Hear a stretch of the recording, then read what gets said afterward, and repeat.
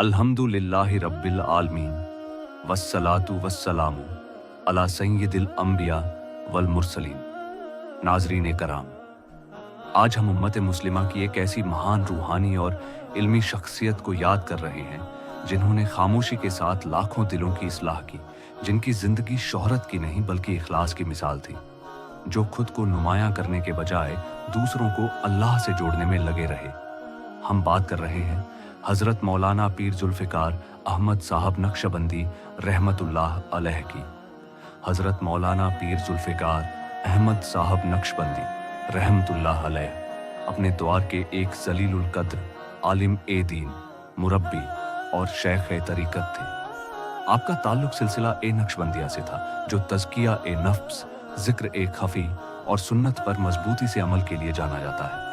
आपने इल्म भी हासिल किया, उस पर अमल भी किया और फिर उसी इल्म और अमल को उम्मत तक पहुंचाने का हक अदा किया। आपकी शख्सियत का सबसे नुमाया पहलू यह था कि आपने कभी खुद को मरकज नहीं बनाया, बल्कि हमेशा अल्लाह और उसके रसूल को मरकज बनाया। आपने दीन की खिदमत के लिए बड़ी कुर्बानियां दी। सन 1990 के आसपास, जब आपकी तनख्वाह महीने की 30 लाख रुपए थी, उस वक्त आपने अपनी नौकरी छोड़ दी और अपनी पूरी जिंदगी दीन की खिदमत के लिए वक्फ कर दी।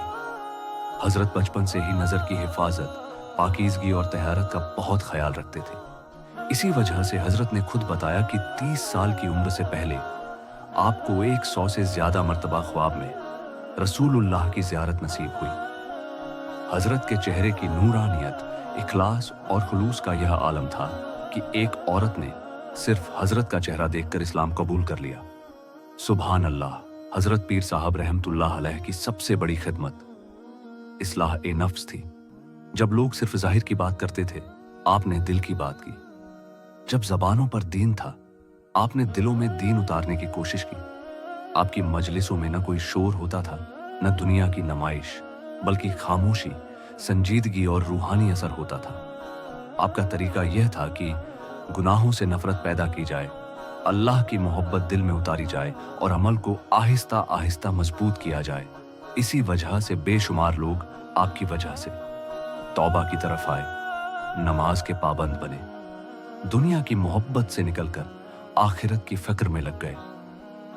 हजरत पीर साहब की तालीमात का खुलासा चंद नुकात में यूं किया जा सकता है: इखलास, अमल कम हो मगर इखलास के साथ हो।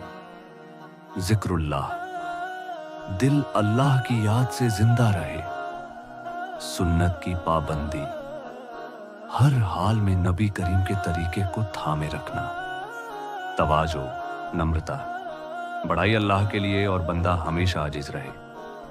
गुनाहों से नफरत, गुनाह से लड़ो, गुनाहगार से नफरत न करो। यही वह तालीमात थीं जिन्होंने आपकी बातों को किताबी नहीं बल्कि जिंदगी बदल देने वाला पैगाम बना दिया। हजरत पीर जुल्फ़िकार अहमद साहब रहमतुल्लाह अलैह के बारे में एक कम मारूफ मगर अहम बात यह थी कि आप शोहरत से सख्त परहेज करते थे और खुद को बहुत ज्यादा छुपा कर रखते थे। बड़े इज्तिमात के बजाय खामोश इस्लाह को तरजीह देते थे। बहुत से लोग सालों तक आपसे जुड़े रहे, मगर दुनिया को उनकी खबर तक न हुई। यह भी कम लोग जानते हैं कि आपने कई अफराद को बिना नाम लिए सिर्फ अल्लाह के लिए संवारा। आपकी कोशिश हमेशा यह रहती थी कि मुरीद शेख से नहीं, अल्लाह से जुड़े। आप फरमाते थे, मफहूम, अगर तुम मुझसे जुड़ गए और अल्लाह से न जुड़े तो यह नुकसान है। यह जुमला ही आपके इखलास की सबसे बड़ी दलील है। हजरत पीर साहब नौजवानों के लिए खास फिक्र रखते थे।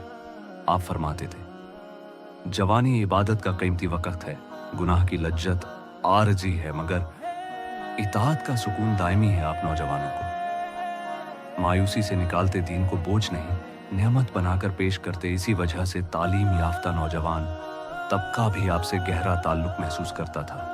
हजरत मौलाना पीर जुल्फ़िकार अहमद साहब नक्शबंदी रहमतुल्लाह अलैह का इंतकाल उम्मत के लिए यकीनन एक बड़ा रूहानी नुकसान है। ऐसे लोग बहुत कम होते हैं जो इल्म, अमल, इखलास और दर्द ए उम्मत चारों को एक साथ जमा कर लें। मगर अल्लाह का निज़ाम यही है कि लोग चले जाते हैं और उनकी तालीमात बाकी रह जाती है। आइए हम सब मिलकर दुआ करें, ऐ अल्लाह حضرت مولانا پیر ذوالفقار احمد صاحب نقشبندی رحمتullah علیہ کی مغفرت فرما، ان کے درجات بلند فرما، ان کی خدمات کو قبول فرما اور ہمیں بھی اخلاص، عمل اور سنت پر چلنے کی توفیق عطا فرما، آمین یا رب العالمین۔